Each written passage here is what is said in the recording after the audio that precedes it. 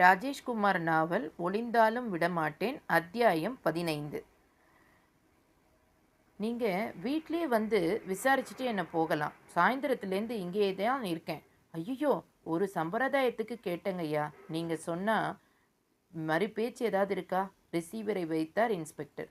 சத்தியமூர்த்தி சிவந்து போன முகத்தோடு அவரை பார்த்தான்.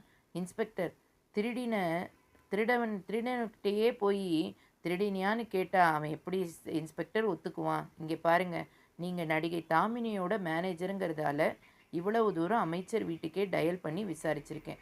இதே வேற மினிஸ்டராக இருந்திருந்தா இப்படி ஃபோன் பண்ணி கேட்டதுக்கு என்னை தண்ணி இல்லாத காட்டுக்கு விரட்டியிருப்பாங்க. இவர் நல்லவராக இருக்க போய் பொறுமையாக பதில் சொன்னார்.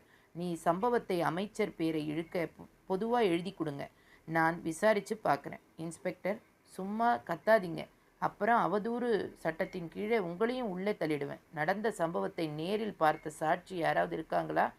ஹைவேஸ் ரோட்டில் இருட்டான ஒரு களத்தில் இந்த சம்பவம் நடந்திருக்கு. அங்கே யாரும் இல்லை. நீங்களும் நடிகை தாமினியும் சேர்ந்து கற்பனையாக ஒரு சம்பவத்தை சொல்கிறதா அமைச்சர் சொல்கிறாரு. இதுக்கு என்ன சொல்கிறீங்க?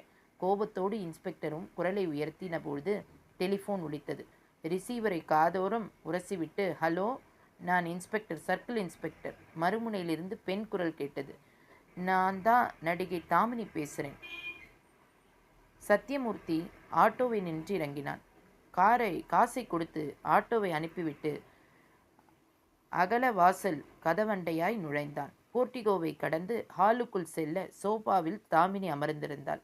மேடம், உங்களுக்கு ஒன்றும் ஆகலையே? கற்சிலை மாதிரி இறுக்கமாய் உட்கார்ந்திருந்த தாமினி இடவலமாய் தலையசைத்து மெல்லிய குரலில் சொன்னாள்.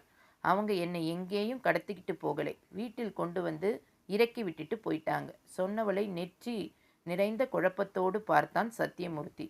அவங்க நோக்கம் என்ன? அது புரியாமத்தான் நான் குழம்பியிருந்தேன். அவங்க போன கொஞ்ச நேரத்துக்கு ஃபோன் வந்தது. திருச்சிற்றம்பலம் கிட்ட இருந்தா. ஆமாம், என்னன்னு? அவர் நினைச்சா பலாத்காரமாக என்னை கடத்திட்டு போய் எதுவும் செய்ய முடியும்னு காட்டத்தான் இப்படி பண்ணியிருக்கார். இன்னும் 24 மணி நேரத்துக்குள்ளே கெடு கொடுத்துருக்கார். அதுக்குள்ளே நான் அவர்கிட்ட போகணுமா? இல்லைன்னா விபரீதமாக இருக்கும்னு எச்சரிக்கை செஞ்சுருக்கார். இதை அப்படியே போலீஸில் புகார் செஞ்சால் என்ன மேடம்? அதை செய்ய ஸ்டேஷனுக்கு ஃபோன் பண்ணி என்னை வீட்டுக்கே திரும்பி வர சொல்லிட்டாங்க. நாம் சொல்கிறதை போலீஸ் நம்ப மாட்டாங்க சத்தியமூர்த்தி.